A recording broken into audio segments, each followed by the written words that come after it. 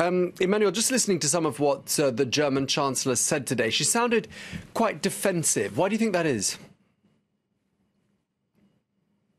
Yeah, she was on the defensive, but she also appeared quite confident. As you said, she excluded stepping down before the end of her mandate, but she justified the steps she took to strike the coalition deal. In particular, she said that she understood the disappointment of many conservatives over the loss of the Ministry of Finances, but she justified it, as she said there was no better option than this coalition prospect with the SPD, and that was the price to pay. So she said that it was painful, but it was also an acceptable compromise she was willing to go ahead with.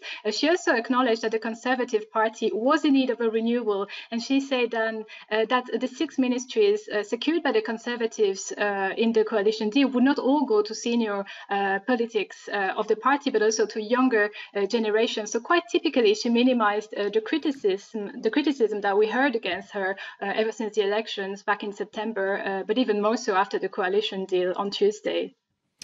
Yeah, and we heard a lot about that coalition deal on Tuesday when the deal was actually struck. But just give us an update on where we stand with that deal, because it's not yet a foregone conclusion, is it?